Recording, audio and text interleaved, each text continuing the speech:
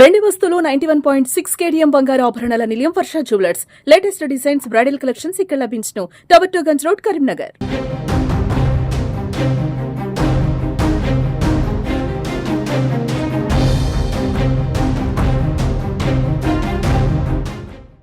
Hi hello నమస్తే, welcome to Suman TV Karimnagar. నేను లావణ్యారెడ్డి. ఇక ఎమ్మెల్సీ ఎన్నికల్లో ముగిసిన నామినేషన్ల పర్వం. పట్టభద్రుల స్థానానికి 100 నామినేషన్లు, అదే విధంగా ఉపాధ్యాయుల స్థానానికి 17 నామినేషన్లు దాఖలయ్యాయి. ఇక చివరి రోజు కావడంతో పోటెత్తిన అభ్యర్థులు, పార్టీలు, ఇండిపెండెంట్ల హవా కొనసాగింది. అదే విధంగా కిక్కిరిసిన కలెక్టరేట్ రోడ్డు.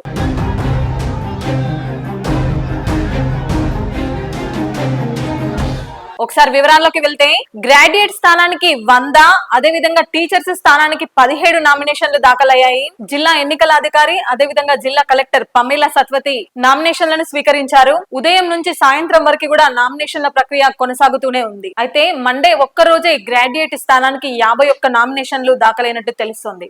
ఇక టీచర్ల స్థానానికి ఆఖరి రోజు కావడంతో సోమవారం రోజున 8 నామినేషన్లు దాఖలయ్యాయి. ఇక 4 ఉమ్మడి జిల్లాల పరిధి నుంచి పెద్ద ఎత్తున అభ్యర్థులు, వారి మద్దతుదారులు, అదే విధంగా వారి అనుచరులు తన వాహనాల్లో తరలి రావడంతో కలెక్టరేట్ పరిసర ప్రాంతాలన్నీ కిక్కిరిసిపోయాయి.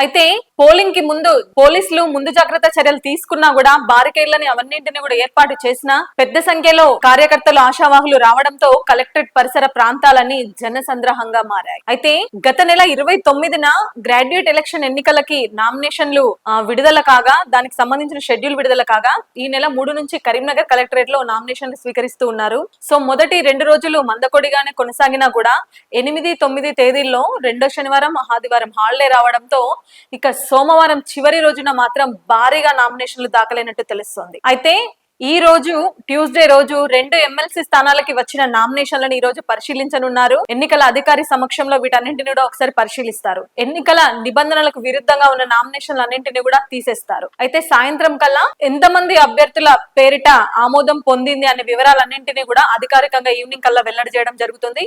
ఈసారి ఎక్కువ సంఖ్యలో నామినేషన్లు దాఖలు కావడంతో క్షుణ్ణంగా పరిశీలించే ఏర్పాటు కూడా చేయడం జరిగింది.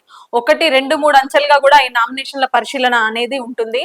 ఒకవేళ ఈ నామినేషన్లలో ఏమైనా మిస్టేక్స్ ఉన్నా, ఏమైనా తప్పులున్నా కూడా వాటిని మొత్తం తిరస్కరించడానికి ఉంటుంది. అయితే పట్టభద్రుల స్థానానికి 100 మంది అభ్యర్థులు 192 సెట్ల నామినేషన్లు దాఖలు చేశారు. అదేవిధంగా ఉపాధ్యాయ స్థానానికి 17 మంది అభ్యర్థులు 38 సెట్ల నామినేషన్ దాఖలు చేశారు. ఇక ఈ నెల 13వ తేదీ మధ్యాహ్నం 3 గంటల వరకు కూడా ఈ నామినేషన్లు అన్ని ఉపసంహరించుకునేందుకు గడువు ఉంది. సో ఈసారి పెద్ద సంఖ్యలో నామినేషన్లు వేయడంతో ప్రధాన పార్టీ అభ్యర్థులు వాళ్ళని బుజ్జగింపు చర్యలకు నామినేషన్ రిటర్న్ తీసుకోండి అనే బుజ్జగింపు చర్యలకు చేపట్టినట్టు కూడా తెలుస్తుంది.